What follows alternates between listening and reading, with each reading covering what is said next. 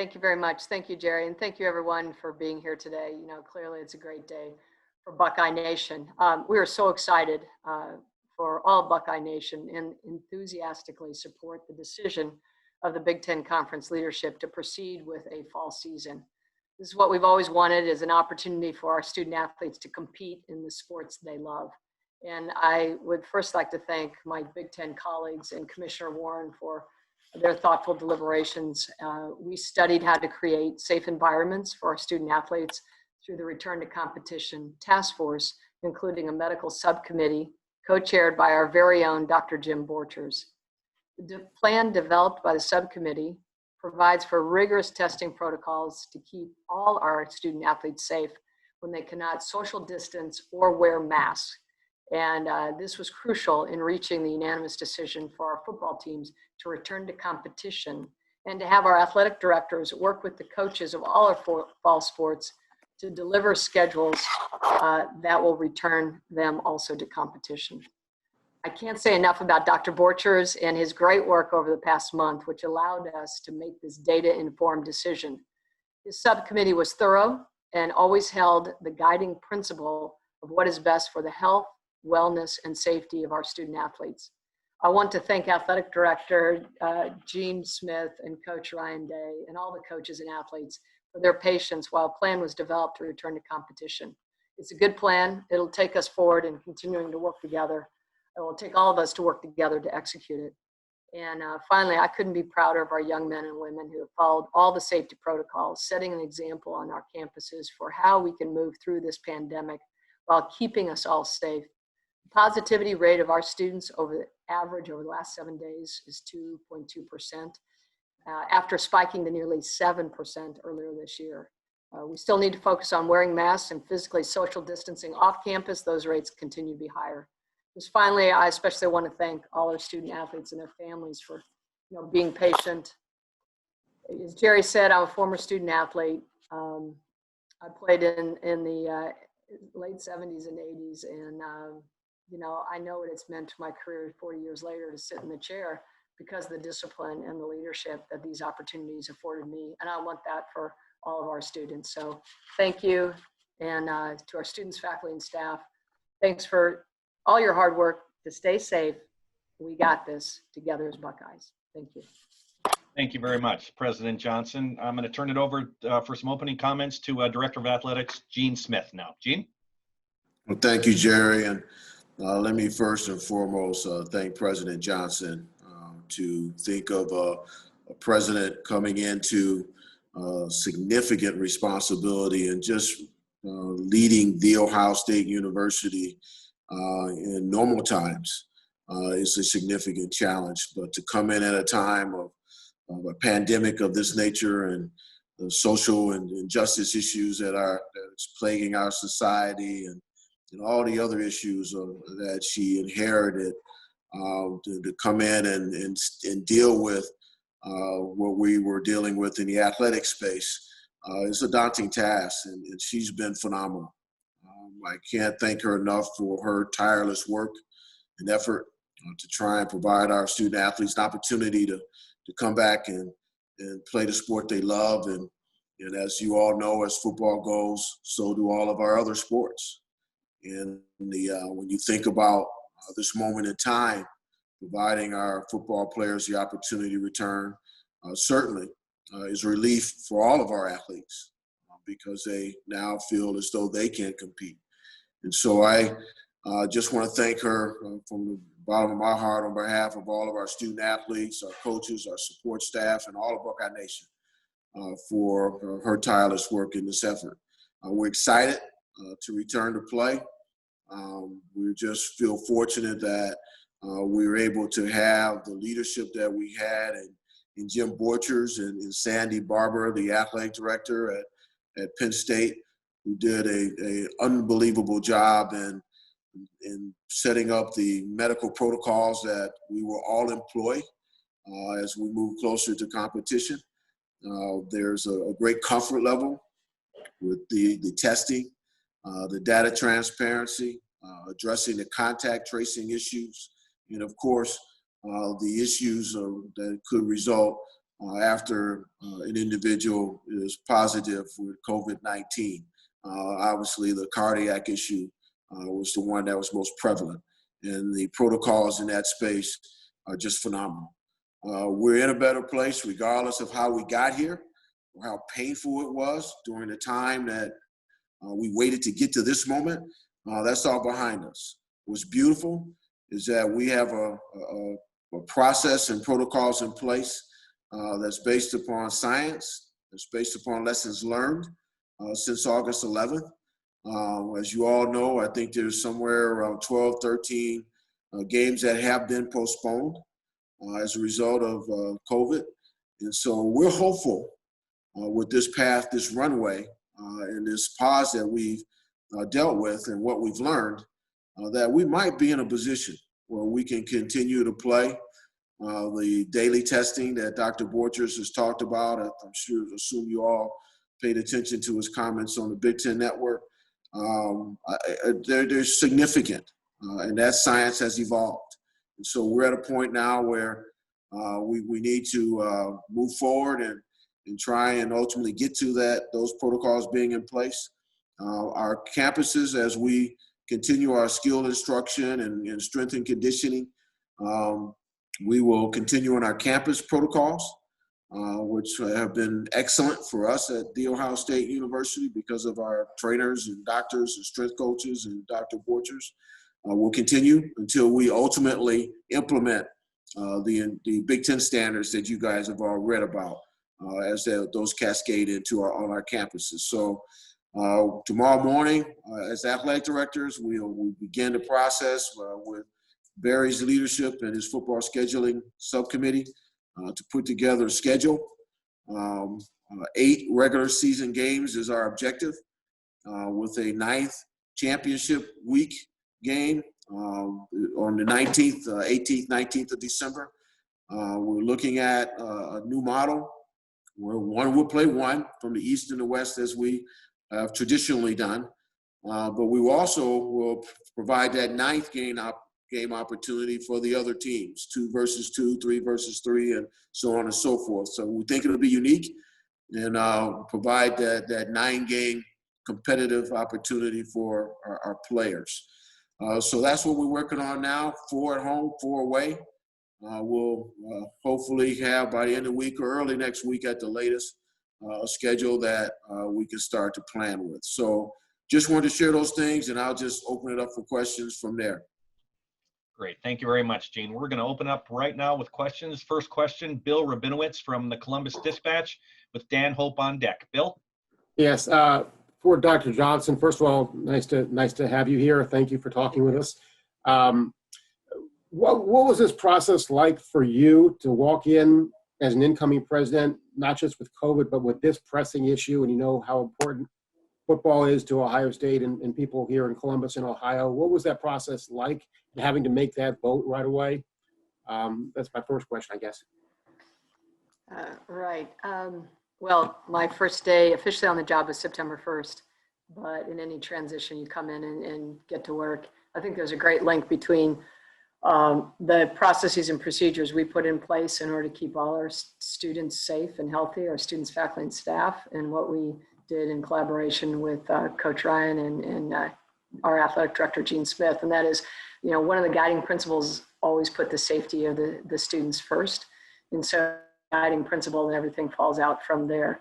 So one of the things that we did pretty quickly, early in August, is we increased the number of tests. So we've done 61,000 tests to date. We're on a cadence of about 20,000 a week. So that really informed the ability to understand how our athletic programs were really working hard to keep their student athletes safe. So I could understand that from having 30,000 students come back, 20,000 off campus, 10,000 on campus, to the smaller group that was being so beautifully executed in the athletic department. So there are learnings from both.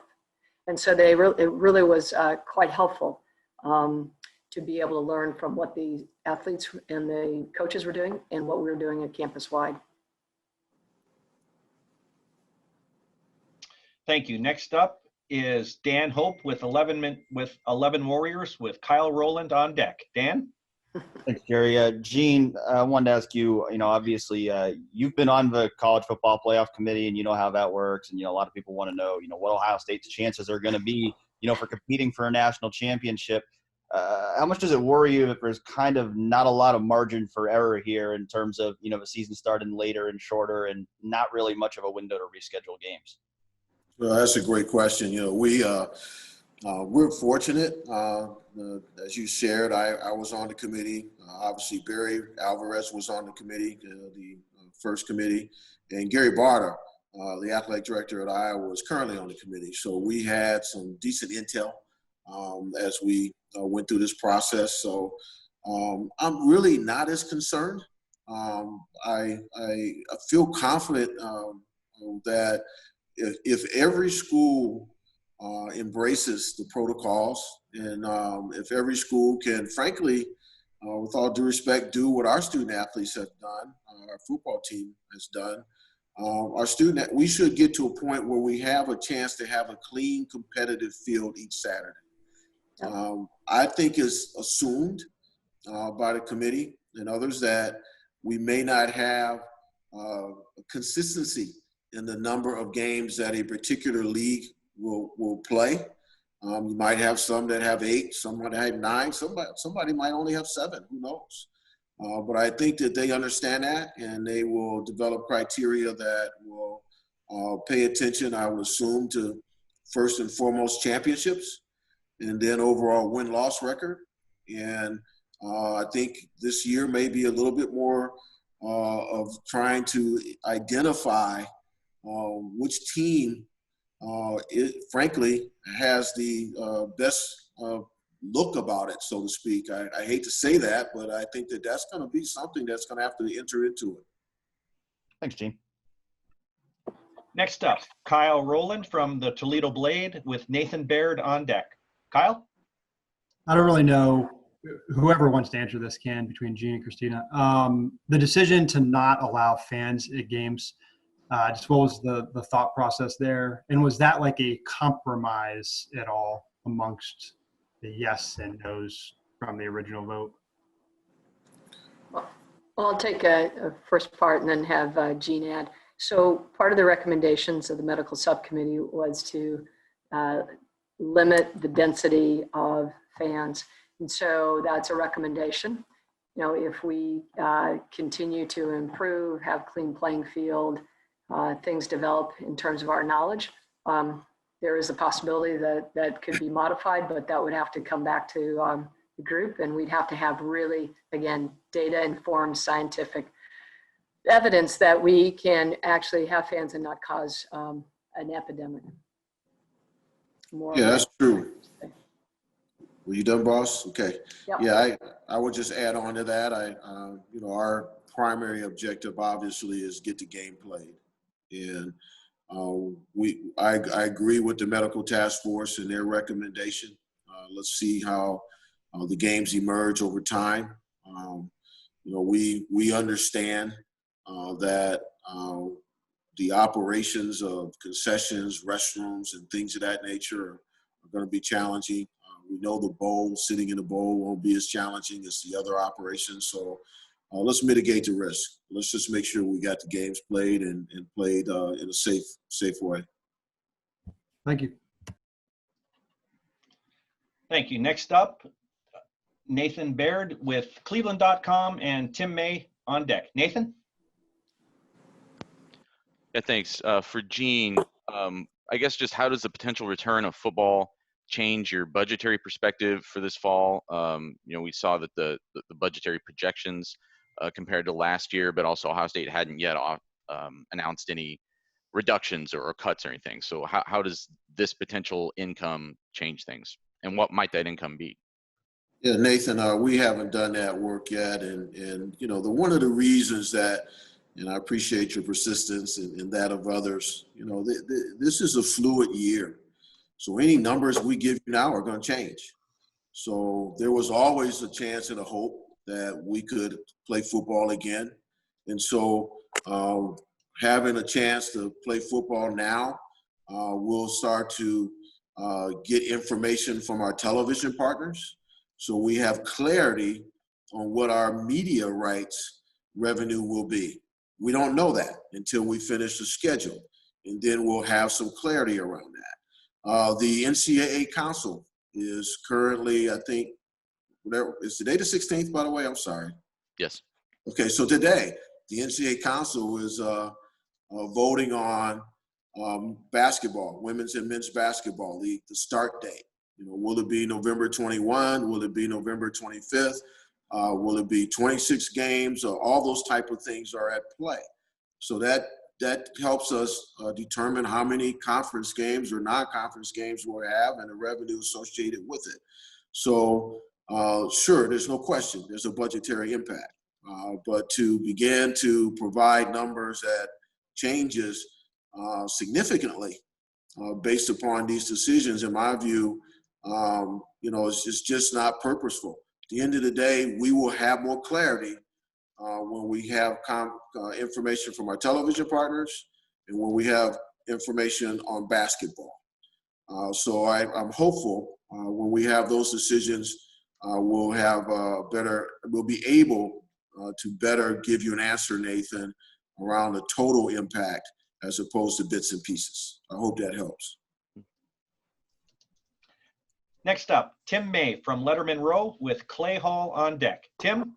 Yeah, one quickie for Gene Smith and one quickie for President Johnson. Gene, what's not been clear to me, at least from watching the Big Ten teleconference and now, is what will be the protocol set in place for when a game could be canceled during the course of a week? Could it be canceled as late as game day? What do you understand about the protocols there? Yeah, that's something, Tim, that we have to discuss is that exact timing. I think a lot of it will depend upon what our infectious disease officers that will be designated on each individual campus, along with her or his colleagues at the institution in collaboration with the Big Ten office. We'll collaborate and make a decision. And as you saw in the medical protocols, there's the green, orange, red stoplight formula that will be a part of that. So we'll have to make a decision on the exact timing.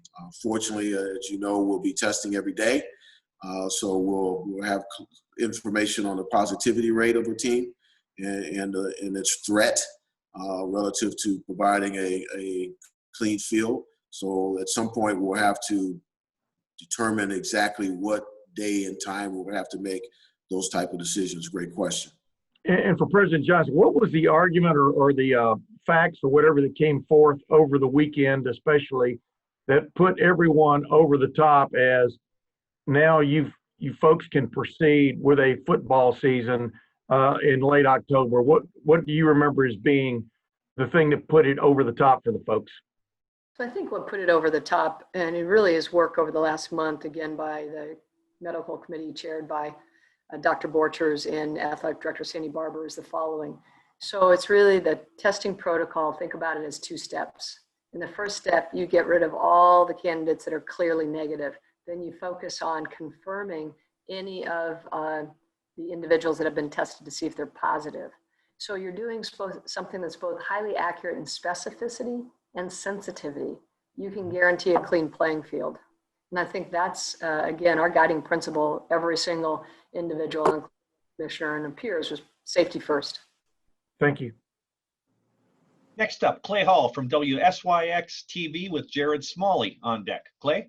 Jerry, one for each, if you don't mind, starting with Dr. Johnson. You were really thrown in the fire here in reporting 2 weeks ago. What has been your experience and what has this said to you or taught you about this league that you've joined? I love the league. Absolutely. I love Ohio State. And I think what it's taught me is that the Big Ten Conference wants to be a leader. And we've been a leader in the fall in many ways. In particular, we took the time to study a couple things that are really important. How can we get a clean playing field, like I said earlier? And then with myocarditis, we want to make sure that all individuals that might test positive, including our student athletes, before they return to working out, that they get tested to see if they have myocarditis. That's as important for our student body, our faculty and staff, as it is for our athletes. So I think there are those two, those sorts of things that we really needed to understand. But as a result, I think we've come out with a protocol, a process, and a way to play. And what I'm thrilled about is we get to play for all the marbles.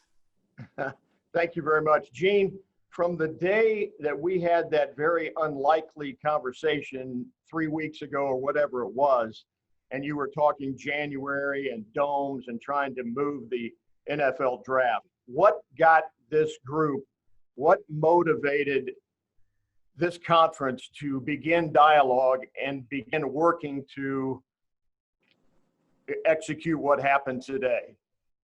Well, a couple of things, Clay. Great question. And that time that you mean that time you ambushed me behind the whack with your camera? Is that what you mean? You guys dumped me? My phone was in the left hip pocket and you were yelling at me. I didn't know what was going on. You guys dumped me. But anyway, Clay, as the president shared and others, things evolved, science evolved. We learned a lot. The emergence of rapid testing was critical. But what's really critical was the structure we set up. We set up the medical task force with representatives from all the schools to collaborate and talk about how might we return to play.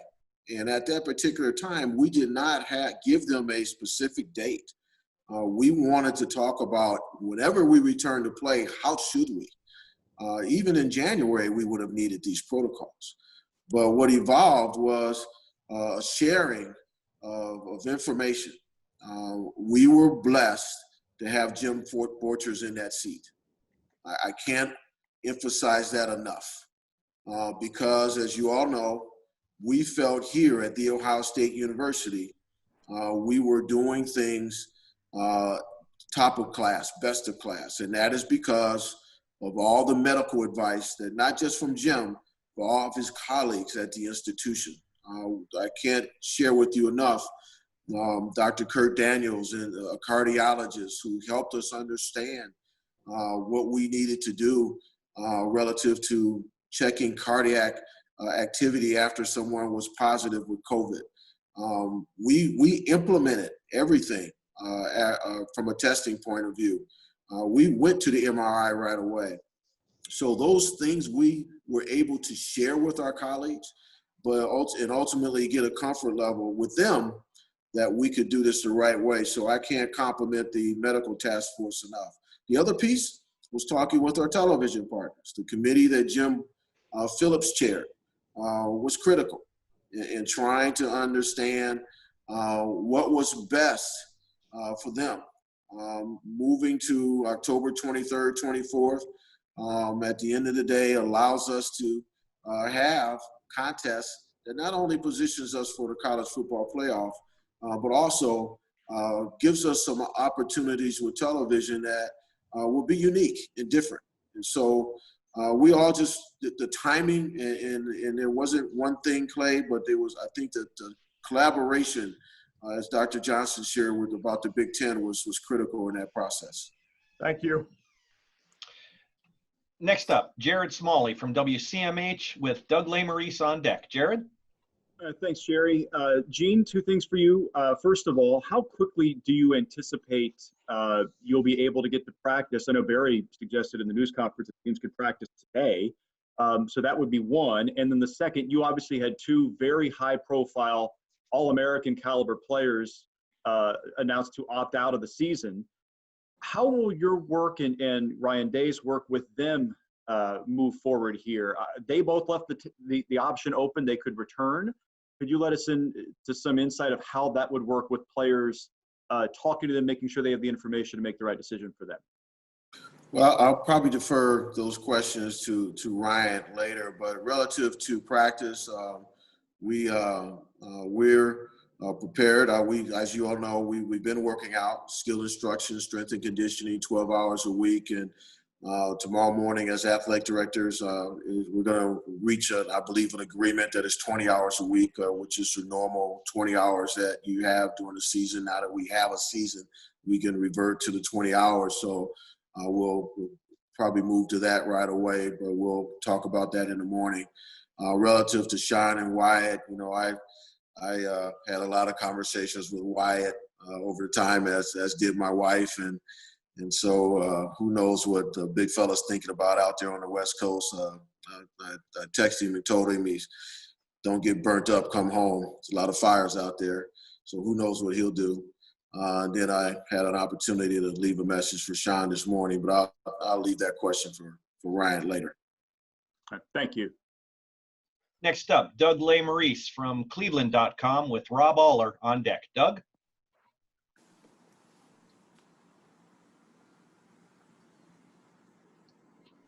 All right. Can you hear me now? Yes, we can.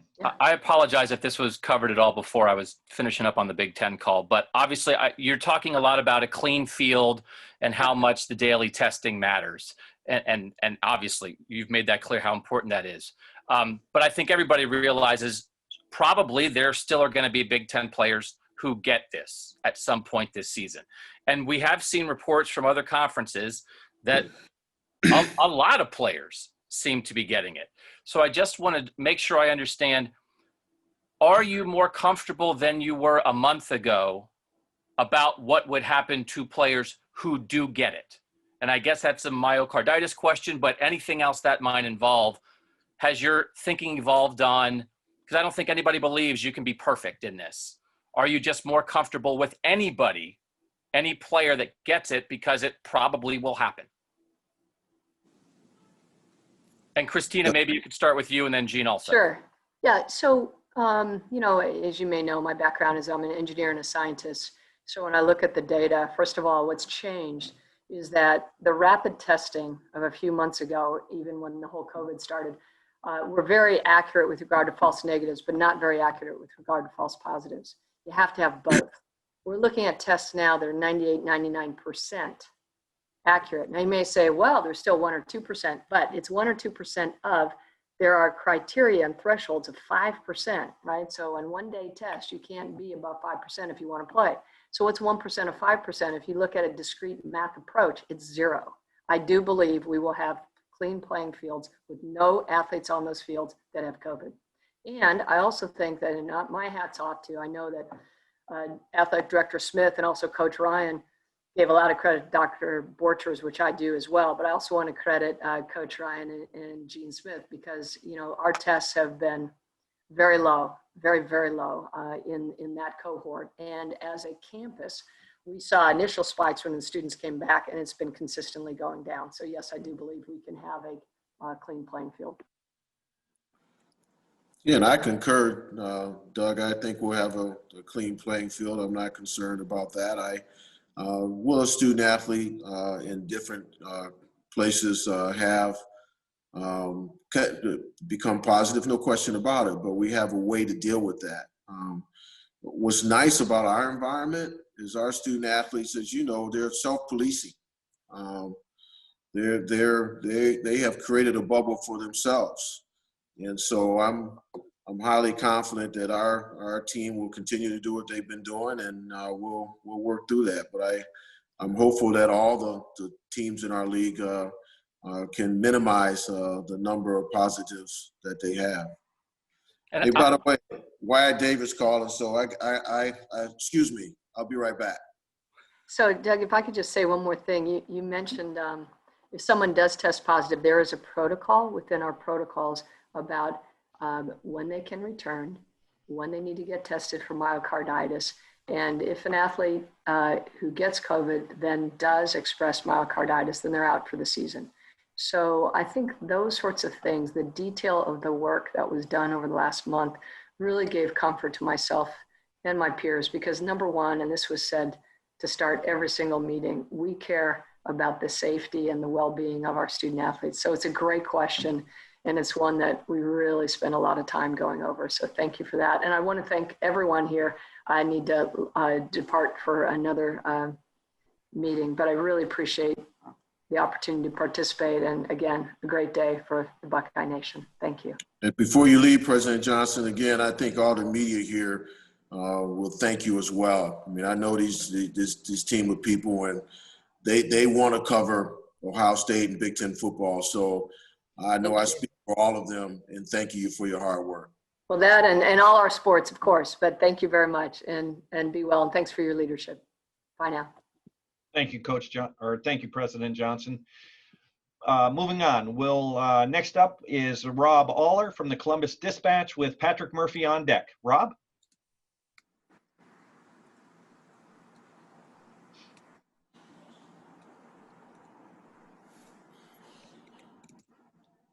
Rob, are you there?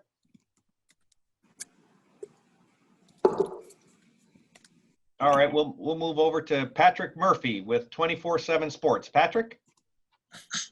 Hey, Gene. Obviously, communication with Ryan and the team has been critical during this. How was the conversation when you were able to tell them that football played, and what do you think needs to happen for ramping up? I know you touched on that a little bit, but what's the conversation been like with him? Well, I was with Ryan this morning when he set up a Zoom call with the players and coaches and support staff, and I'll let him kind of share their feelings, but they were related. President Johnson actually made the announcement. We invited her to be a part of it because of the great work that she did, and so she did that, and it was great. And so they applauded her, like physically applauded her. So it was really good. So they're excited, and when you get to Ryan, I'm sure he'll share a little bit more about that. All righty. I am going to bring in Coach Day to the call. I was a little unsure of his schedule if we'd be able to have him on, but he's been able to join the call. So at this time, I'm going to ask Coach Day just to open up with just some general statements or comments, and then we'll jump into just a few more questions for both gentlemen. Coach, I'll turn the floor over to you. Thanks, Jerry. Yeah, just a few things. I just, very, very excited for our players, and we're in such a stronger place today than like Gene said, on August 11th. And the three things: the data-driven approach, the testing, and then the cardiac protocol is really, excellent. And I'm excited for the players because they never lost faith, they never lost trust. Their behavior through this time has been excellent, and they never stopped fighting. And it was during a time that was very, very uncertain. It's not easy for 19, 20, 20-year-olds, young men to go through this, and they did. And the culture was never more evident, and couldn't be prouder of them. And now they get the opportunity that they asked for, which was to safely compete for a championship and get back into the CFP picture, which so many of them, after they left the fields last year against Clemson, really, really wanted. And I'm also happy for Buckeye Nation. Their support during this time has been unbelievable. And so I want to thank them. And then also just a few more thank yous before we move on. First off, throughout the conference, to see the president's work, to see the athletic directors, Commissioner Warren, during this time come through with these protocols and allow us to, the opportunity to play here starting on October 24th has been amazing. And then, locally, Gene Smith and President Johnson, their leadership during this time of uncertainty has been excellent. It's not easy. It's easy to lead when things are going well. It's not as easy when things are going hard and there's uncertainty. And their leadership has been strong and something that I've learned from. And then Dr. Borchers, who's just, had him and his subcommittee did a great job during this time of putting this together and, again, allowing our athletes an opportunity to play safely. So, looking forward to get back to work, to do things that we love, coach football, play football, and I know our guys are really, really excited as well. Thank you very much, Coach. All right, we don't have a lot of time, folks, but I'll try to get to a few of you here. We'll lead off with Joey Kaufman from the Columbus Dispatch with Bill Landis on deck. Joey? This is for Gene, but Gene, their players and parents for the last month have been pretty vocal about their desire to play. Justin Fields started the petition to play. Parents came out with demonstrations as well. Had there not been that type of reaction where clearly this team wanted to play, how much harder would have it made things? And did that give the conference and you guys maybe a sense of urgency to get a season back together? I think we were obviously paying attention to the voices of the people we serve. We always do. But I think at the end of the day, we were laser focused, Joey. I can't tell you enough. Ryan has watched it. We were laser focused working with that medical task force. We were driven to make sure we address the concerns of our presidents. This is a shared governance system. 14 different presidents in different environments. Our footprint covers 11 states, and the challenges in those individual states are diverse. Iowa is having significant challenges with the positivity rate among its population. So the leadership in that state had significant challenges. So how do we make sure that we could carve out athletics, carve out football, and just focus on this? So, of course, the messages and things of that nature were important, but the reality is that we were really, really keenly driven to make sure that we have the protocols that help keep our young people safe. And just one quick clarification on the protocols. The conference said it was going to provide financial assistance for the daily antigen testing. Is there a specific provider that's coming from, or who's providing the tests, I guess? Yeah, the Big Ten will announce that, and yes, the conference will be coordinating the access and delivery of the tests to each individual school. So the conference will announce who the providers will be over time. Thank you. Next up, Bill Landis from The Athletic with Austin Ward on deck. Bill? Thanks, Jerry. Ryan, I guess I'll follow up on Jared's question earlier for you. What is the situation with Wyatt and Sean? Do you have any indication of if they're able to come back if they wanted to, if they want to? And then I guess just the impact of that on your roster either way. I know you talked about this one time being a once-in-a-lifetime team. I'm sure you still feel that way, but those are two pretty big losses for you guys if they were to go declare for the draft and stay out. Yeah, in communication with both of those guys and their families, they wanted to play. At the time, the information that they had, we weren't playing a season. Now it's changed. And I think this is a very, very unique time and, in our country's history and certainly in college football. So if they want to play, I believe 1,000% they should be allowed the opportunity to play. Now, this all just came out fast. It's happening and moving quickly. So we'll kind of let them kind of digest and see, in the conversations they're having with their families, what they want to do, and then we'll go from there. But they both shared with me that they want to play football. They want to be part of this team. They want to play with their teammates, and now the opportunity's here. And so, in terms of the details of all that, we'll figure that out, over the next couple of days. And then when we spoke with you, when you started camp the first time, you talked about split squad practices and meeting in tents and trying to space guys out and all that kind of stuff, just to mitigate the spread within your own team if you had to. Does the daily testing change any of that? Are you able to meet more normally and practice more normally because of that? Yeah, it certainly does. I mean, the minute you get into the daily antigen testing, according to what Dr. Borchers and the medical subcommittee have reported to us, that ensures a clean field and a clean building. So it certainly allows us more flexibility. We'll certainly still continue to be smart and social distance and use our masks and things like that, but it is a game changer. Next up, Austin Ward with Letterman Row and Dave Biddle on deck. Austin? Hey, Ryan, I know this is a celebratory day for you, that you get that chance to coach and play again this year, but is there any concern from a coaching side about nine straight weeks, no bye week, trying to cut it close with the college football playoff and, the difficulties that there may be? Do you have any concern about sort of this plan in particular that you guys will try to implement? No, I don't. I mean, I think that, we're going to be ready to play on the 24th. The ramp up to that and the 20 hours and then putting on pads has been well thought out. And so, we'll be ready to go and, we'll play with depth.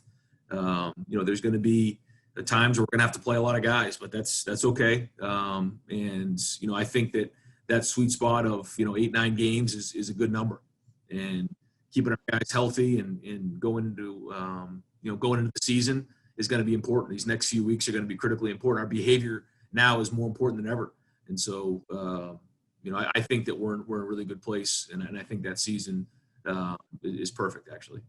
And after all you have gone through over the last 5+ weeks, to deliver some good news definitively to your team, what was that like this morning? I was emotional. Yeah. We've taken a lot of tough news over the last couple of months, so it was definitely emotional. Thanks. Next up, Dave Biddle, 24/7 Sports, and followed by Bill Rabinowitz. Dave, you're up. Thank you. Thanks, Jerry. Hi, Ryan. Yeah, along those same lines that Austin was asking you about. I mean, you've really been fighting the good fight. You've really been out there. You've been outspoken. You've been classy about it, though. How gratifying is this for you, Coach? And just with as much as you guys have been getting jerked around, is it still a little bit surreal for you yet? Has it sunk in yet? I just think that's what 2020's been. It's just a time of uncertainty. It hasn't been easy for anybody. But I just, to be able to look these guys in the eye and let them know that they have an opportunity to play and that their fight, they have something to show for it now. You know, all the work that they've put in, now they have a chance to go play. And they never wavered, and they just kept swinging. And that was our mindset during this whole time, is just keep fighting. You just never know what tomorrow's going to bring. And there was faith without results. I mean, we didn't have a target, but they just kept working. They just kept going forward. And again, I can't say enough about our leadership, all the way from the president to Gene to our seniors, to our captains, to see Justin Fields get on Good Morning America and the leadership he showed. Our team is stronger right now than it was on August 11th for going through this. And our young guys have seen what real leadership is. And now go back on the field and play, it is an amazing feeling. But now we got to get back to work. You know, we'll enjoy this for a day, but then we got a huge task ahead of us. We got to get back on the field and go play. Yeah, I want to ask you about Justin real quick. I mean, he, of anybody, he could have said, I'm sitting out the season. He's going to be a top 5 pick at the very least, you would think. But he's out there leading the charge, with the petitions and everything like that. Just speak on his leadership and just how proud you are of Justin. Well, what can you say about Justin Fields? The way that he's gone about his business, the way that he's been a leader, the way that he's spoken about, been classy about it, his work ethic in this offseason. If you ever get a chance to ask Coach Mick what it's been like, it's been off the charts. He's changed his diet. He's put extra work in. And then just to see his leadership and the way he's handled it, I can't say enough about who he is. And the fact that he's going to have an opportunity to play with the rest of these seniors. Everybody has their own story, from Jonathan Cooper to Justin Hilliard to Josh Meyer, Sean Wade, Justin Fields. I mean, you can go through the list of guys. There's a lot of them out there. And now they have an opportunity to go play. Now they can go finish this thing the right way, and it's they kind of control their destinies. They move forward, and that's all they ever asked. But they also wanted it safely. It wasn't like they were being reckless, and they wanted to be able to do this safely. And so, because of all the hard work of everybody in the conference, now they have the opportunity to do that.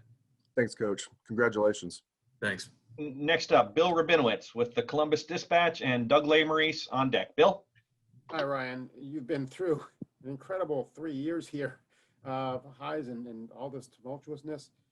What was the lowest point for you? How discouraging did it get when it really looked like there was no chance for you guys playing? How'd you deal with that?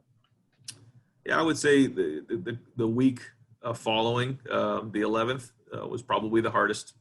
And it wasn't when I went home. It was when I looked those guys in the eye, and that was the hardest part. And called parents and got on Zoom calls and let them know that we weren't playing, and that was really, really hard.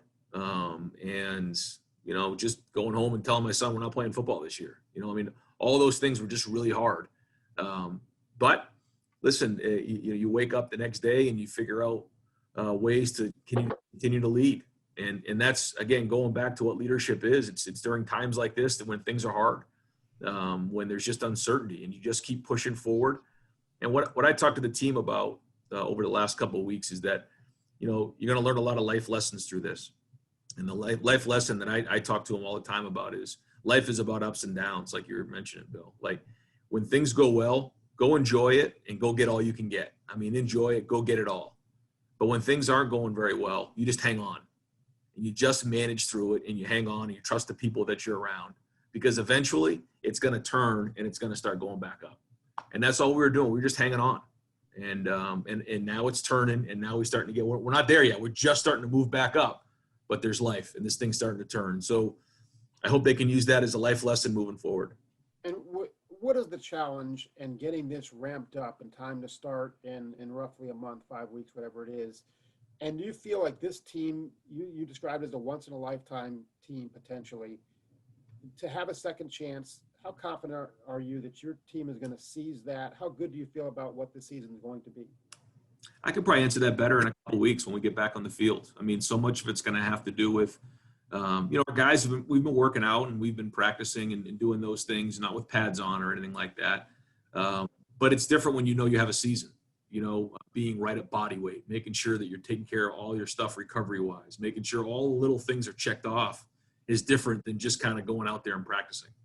And so now it's all ramped up.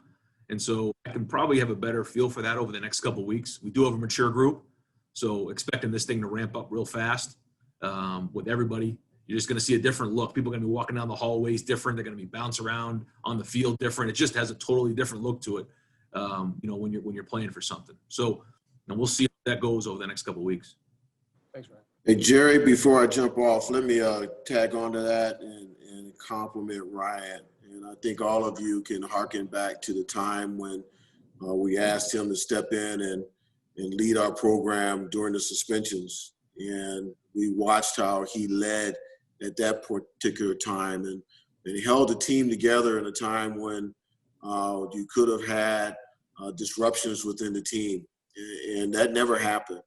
He led it excellently. And he did the same thing here. I saw the emotional ups and downs, to your question, Bill, that he endured along the path. And he never, ever wavered in his ability to lead and hold our team together. And so I just want to share that with you, all of you, because I think you all see it as I do. And I want to thank him for that publicly, because at the end of the day, as I share with my colleagues, athletic directors, and even the presidents, our coaches were boots on the ground. They were the ones that had to hold the confidence of our individual players and their families. And Ryan did a great job with that. And I want to thank the players and their parents for holding on. And as I leave, one of the things that I wanted to stress that we're going to need your help with, to be quite honest. When we start playing games, even if we had a smaller number of fans in the stands, I think you all know that there'll be watch parties everywhere. And those are super spreaders. And we're going to need help to try and encourage people to follow the protocols. And whether or not you believe it, you are influencers in this space. So I would ask you to have that social consciousness with us. Use your platform to try and encourage people to tailgate and wherever they are in their large gatherings, watching games and all that excitement, to do it responsibly. We're going to need your help. And so if you can help us with that, I want to give a shout out to the IFC, the Interfraternity Council presidents. The Greek system, they have embraced the idea of trying to do that. And thankful that they as a group have come forward to help. So anyway, got to go. Thanks everyone. Appreciate it. And thank you, Ryan. And thank you, Jerry. Great. Thank you very much, Gene. And we're going to wrap this up with one final question from Doug Lesmerises from Cleveland.com for Coach. Doug? Hey, Ryan, we know how much has changed for everybody over the last month, but you had a really good plan about January, the day after the announcement of the cancellation. When did you really begin to believe that October was possible? And when did it sort of become a focus for you that it felt like, hey, this is the thing that we really would prefer now? Yeah, Doug, I learned just like you. I just make a million calls to our medical personnel and the experts that we have here on campus, which is unbelievable at Ohio State. Just asking so many questions. And the information that I got when everything changed was the daily rapid test. And once that changed, that was the game changer for us. And then, I just, again, can't say enough about how, the subcommittees got together, worked really hard to get this all put together since that came out. And that, to me, was the game changer. And Ryan, I think we've all talked a lot about, we know what Ohio State is in the Big Ten, right? Both as a football program and as an athletic department. Nobody is going to pretend otherwise, that Ohio State's the leader in the Big Ten in a lot of ways. Do you feel like Ohio State in this circumstance used its influence, came to a decision that you thought as Ohio State was best, both for Ohio State in the Big Ten, and then really worked for this? And do you think Ohio State's influence was a factor in the conference coming to this decision? This was a conference decision. This is, one thing I've learned in being in this conference is that we all need each other. And some of the conversation that I've had with some of the other coaches, daily conversations with James Franklin, daily conversations with Pat Fitzgerald and Paul Christ, and just different guys in the conference, that we all need each other. And, I thought the conference did a great job of kind of galvanizing here and coming up with a great plan. Thanks, Ryan. Great. Coach, thank you so much. Look forward to having you on these a lot more in the near future to talk about football. Thanks again so much for your time.